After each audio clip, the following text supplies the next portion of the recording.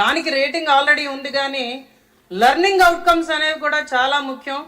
దానివల్ల మనకి స్టూడెంట్స్ ఎలా చదువుతున్నారో తెలుస్తుందని ఆయన చెప్పారు. అది నిజంగా చాలా హర్షదాయకం. దాన్ని మనం దృష్టిలో ఉంచుకొని విద్యను బోధించే దిశగా పాఠశాలల్ని కానీ మనం ముందుకు తీసుకువెళ్తే ఖచ్చితంగా ఆంధ్ర రాష్ట్రంలో విద్యార్థులు ప్రపంచ పటంలోనే నెంబర్ 1గా తయారవుతారని నేను ఈరోజు విశ్వసిస్తున్నాను అధ్యక్ష. కొన్ని సూచనలు సహశాసనసభ్యులు బోనెల విజయ్ చంద్ర గారు చేసినట్టుగా పిల్లల్ని ఫ్యూచర్ అంటే బతకడం ఎలాగో నేర్పించే దిశగా మనం చిన్నప్పటి నుంచి అలవాటు చేసేటట్టు ఉండాలి అధ్యక్ష. మార్కెటింగ్ ఎలా చేయాలి అన్నది వాళ్ళు చిన్న చిన్న వస్తువులు వాళ్ళ చేత తయారు చేయించి ఆ మార్కెట్ యార్డ్స్ క్రియేట్ చేయించడం, ఒలింపియాడ్కి వాళ్ళని ప్రిపేర్ చేయించడం, స్పెల్లింగ్ బీస్ ఇంట్రడ్యూస్ చేయడం, అలాగే బుక్ క్లబ్లు ఇంట్రడ్యూస్ చేయడం, ఇవన్నీ కూడా చేస్తే పిల్లలు నిజంగా చాలా ఉత్సాహంగా ఇంకా ముందుకెళ్తారు అధ్యక్ష. వాళ్ళకి ఇలాంటి చిన్న చిన్న రివార్డులు ఇస్తూ ఉంటే ఖచ్చితంగా వాళ్ళు ఇంకా నేర్చుకోవాలన్న ఉత్సాహంతో ఇంకా ముందుకెళ్ళి ఖచ్చితంగా మంచి భావి భారత పౌరుల కింద తయారవుతారన్న ఆకాంక్ష నాలో కనిపిస్తున్నది అధ్యక్ష. Reforms in the education sector అని ఆయన 46 పేజీల పుస్తకం ఇప్పుడే మాకు ఇచ్చారు.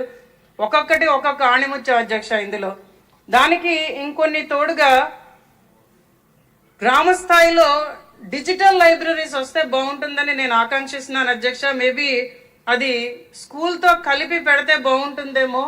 ఎందుకంటే చిన్నప్పటి నుంచి పిల్లలకు ఆ లైబ్రరీ వాడుకునే విధానాన్ని అలవాటు చేయొచ్చు. అలాగే సాయంత్రం పూట ఆఫ్టర్ స్కూల్ కాంపిటేటివ్ ఎగ్జామ్స్కి ప్రిపేర్ అవ్వడానికి మిగిలిన యువత కూడా దాన్ని వాడుకోవచ్చు అనే దృష్టిలో గ్రామ స్థాయి లైబ్రరీస్ కానీ మనం ఈ స్కూల్ సిస్టంతో కలిపి డెవలప్ చేస్తే బాగుంటుందన్న సూచనని మంత్రి గారికి ఇవ్వడం జరుగుతున్నది అధ్యక్ష. దాని మీద ఖచ్చితంగా సమగ్రంగా ఆలోచించమని రిక్వెస్ట్ చేస్తున్నాను అధ్యక్ష.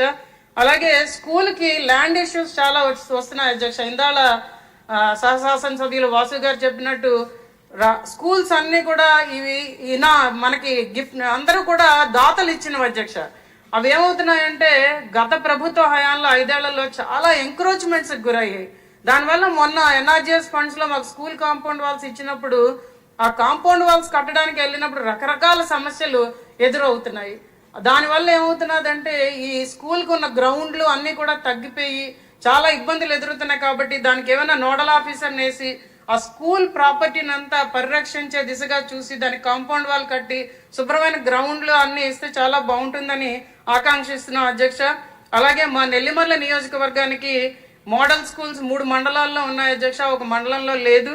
కాబట్టి ఆ మండలాన్ని పూసపాడరేగ మండలానికి మోడల్ స్కూల్ వచ్చే దిశగా కొంచెం సహాయపడమని, అలాగే గవర్నమెంట్ జూనియర్ కాలేజీ భోగాపురం మండలంలో లేదు, దానికి కూడా ఇమ్మని మంత్రి గారిని రిక్వెస్ట్ చేయడం జరుగుతున్నది అధ్యక్ష. ఇంకా ప్రపంచ పటంలో హైదరాబాద్ని ఐటీకి నెంబర్ 1గా చేసిన వ్యక్తి మన చంద్రబాబు నాయుడు గారు అధ్యక్ష. ఖచ్చితంగా నాకైతే నారా లోకేష్ గారు వైజాగ్ నుండి భోగాపురం దాకా ఐటీ కారిడార్ డెవలప్మెంట్ లో తండ్రి కన్నా మించిన తనయుడిగా తన వంతు పాత్ర పోషిస్తారన్న నమ్మకం అయితే నాకు చాలా ఎక్కువగా ఉంది అధ్యక్ష.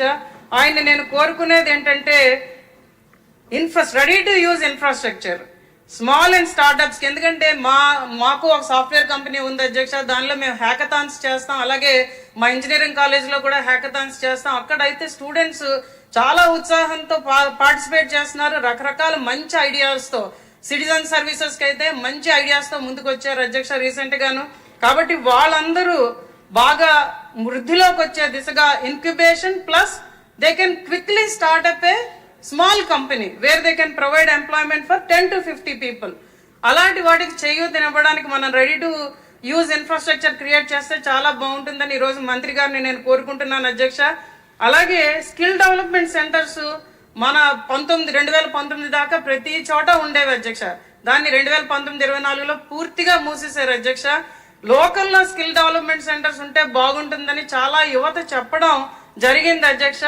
మన బడ్జెట్ లో కూడా సీడాప్ కి సుమారు 35,000 మందికి మనం ట్రైనింగ్ ఇవ్వడానికి ఎలాగా బడ్జెట్ లో ప్రతిపాదన చేసి ఉన్నాం. కాబట్టి లోకల్ స్కిల్ డెవలప్మెంట్ సెంటర్స్ అలాగే స్కిల్ సెన్సెస్ కూడా చేస్తున్నాం. కాబట్టి దానికి తోడు లోకల్ ఇండస్ట్రీస్ దృష్టిలో ఉంచుకొని స్కిల్ డెవలప్మెంట్ చేసే దిశగా మన ప్రభుత్వం ఆలోచన చేస్తే బాగుంటుందని నేను అనుకున్నాను అధ్యక్ష. అది ఆల్రెడీ ఇందులో మంగళగిరిలో పైలట్ చేస్తామని రాసేసారు అధ్యక్ష.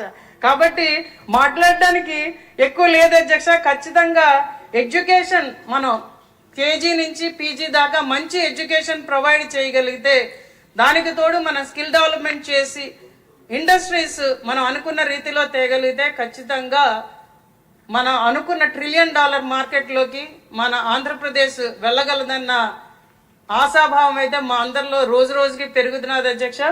ఈ అవకాశం ఇచ్చినందుకు ధన్యవాదాలు అధ్యక్ష. రెడ్డప్ప గారు, మాధవ్ గారు ఇందా నుంచి ఎగ్జామ్కి వెళ్తున్నట్టు ప్రిపేర్ అయ్యారు. రెడీ అయితే మాట్లాడండి, లేదంటే తర్వాత మాట్లాడచ్చు. ధన్యవాదాలు అధ్యక్ష. ఈరోజు చాలా మందికి అవకాశం ఇచ్చినారు, చాలా చెప్పేశారు అందరూ ఎడ్యుకేషన్ డిపార్ట్మెంట్ గురించి. మాకేం మిగిలించలేదు అధ్యక్ష, కానీ కడప వరకన్నా చెప్పుకోవాల్సిన అవసరం ఉంది కాబట్టి చెప్పుకుంటున్నాం అధ్యక్ష. ఈరోజు నాడు నేడు అనే కార్యక్రమము గత ప్రభుత్వం మొదలుపెట్టి కడప నియోజకవర్గంలో దాదాపు 718 పాఠశాలలుంటే, జిల్లాలో అధ్యక్ష 718 పాఠశాలలుంటే దాదాపు 120 కోట్లు మంజూరు చేశారు. అందులో 115 కోట్ల రూపాయలు ఖర్చు చేసిన ఇంకా ఏ ఒక్క కన్స్ట్రక్షన్ ఆ స్కూల్స్ లో వాడుకలోకి రాలేదు అధ్యక్ష. దాదాపు కడప నియోజకవర్గంలో చూస్తే ఎక్కడే కానీ, ఇప్పుడు గాంధీ స్కూల్ కానీ, మెయిన్ స్కూల్ కానీ, ఉర్దూ స్కూల్ కానీ, ఏ స్కూల్లో కూడా ఈ నాడు నేడు ప్రోగ్రాం కింద కట్టిన ఏ క్లాస్ రూమ్ కూడా ఇప్పటికీ విద్యార్థులకు అందుబాటులోకి రాలేదు అధ్యక్ష.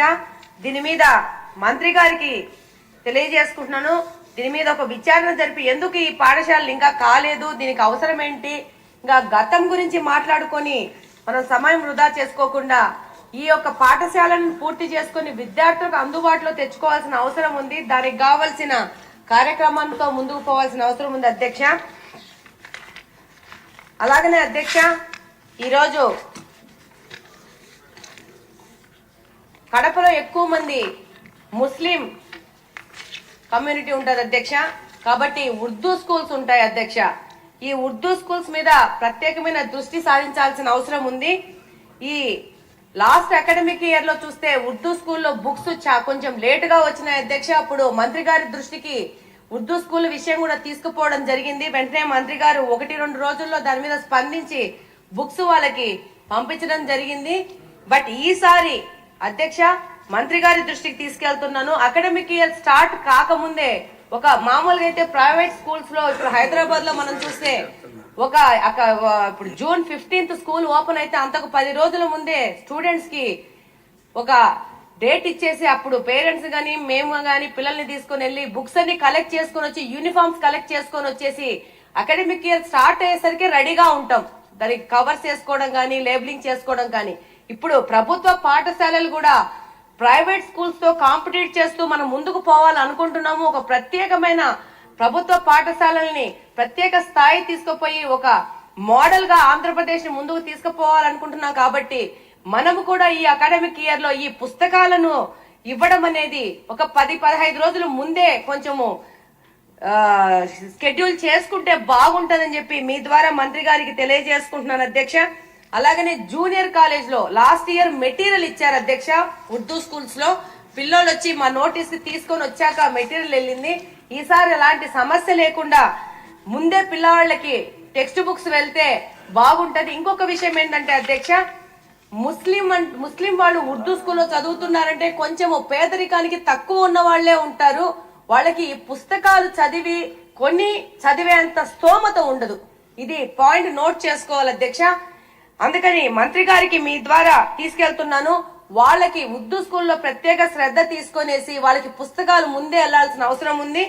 అలాగనే డిగ్రీ కాలేజ్ లో వాళ్ళకు కూడా ఉర్దూ కాలేజెస్ వాళ్ళకి ఇంతవరకు పుస్తకాలు వెళ్ళట్లేదు. వాళ్ళని కూడా మనము గమనంలోకి తీసుకోవాల్సి ఉంటది.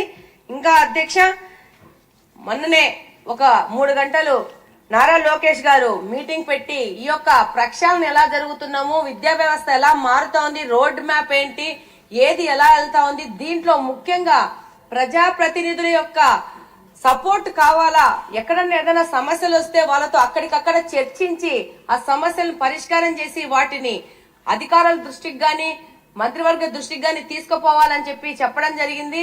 అలాగనే అక్కడున్న పేరెంట్స్ కమిటీతో పేరెంట్స్ తో మీటింగ్ చేసుకొని అక్కడున్న సమస్యను అక్కడికక్కడే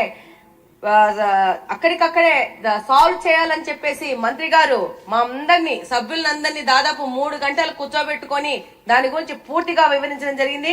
దానికి సంపూర్ణంగా మంత్రి గారికి గాని ప్రభుత్వానికి గాని సభ్యుల తరపు నుంచి సపోర్ట్ ఉంటుందని తెలియజేస్తారు.